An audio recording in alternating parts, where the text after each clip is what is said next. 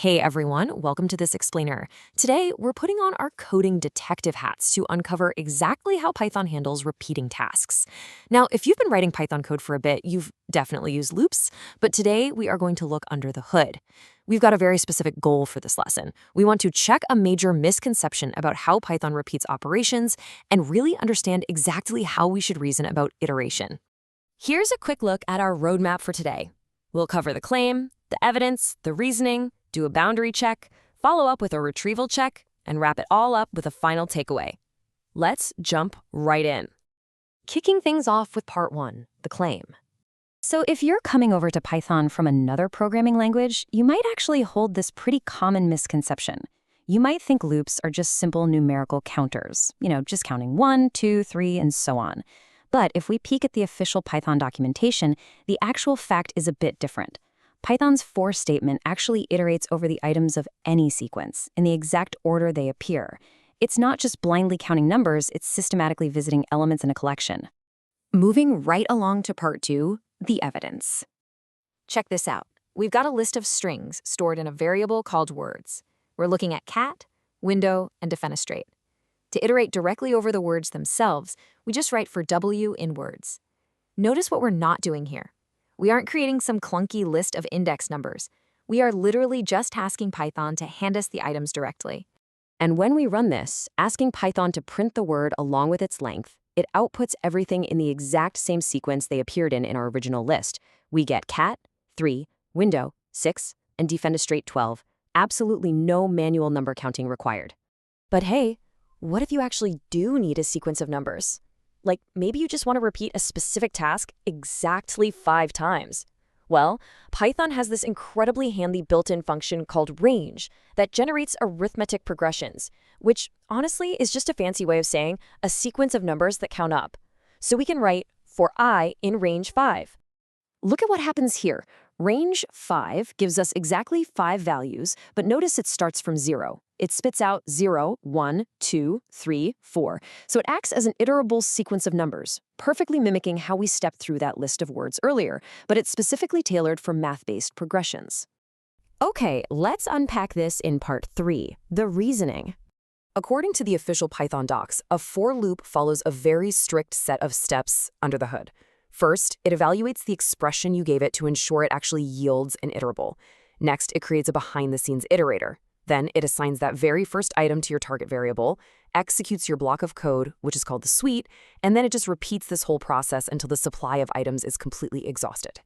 So here is the absolute crucial takeaway. Functions like range return an iterable.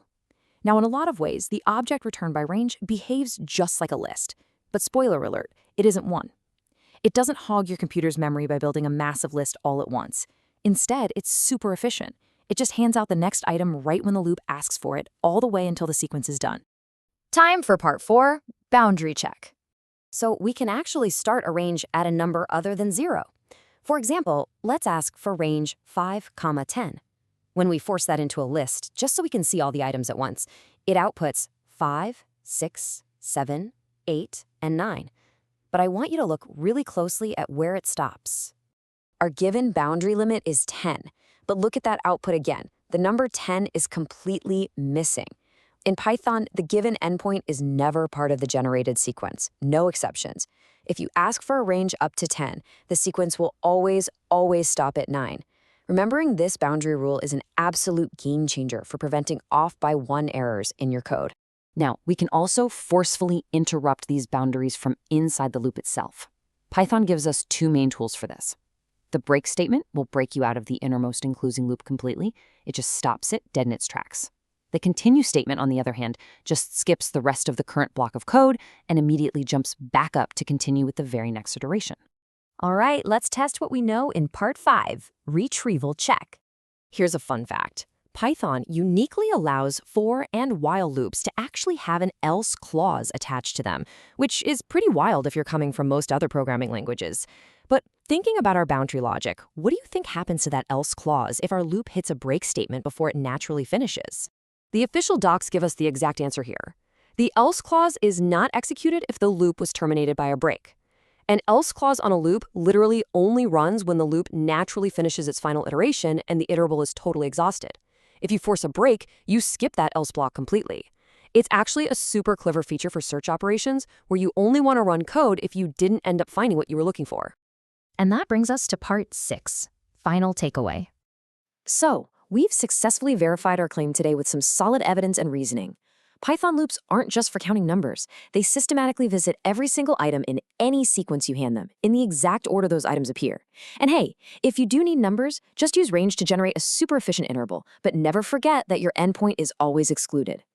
Understanding this fundamental logic behind iteration is going to make your code so much more Pythonic and way less prone to bugs. Keep this in mind for your next coding project. Ask yourself, how can I leverage iterables directly instead of just counting up numbers? I really look forward to exploring more core Python logic with you in our next explainer. See you then.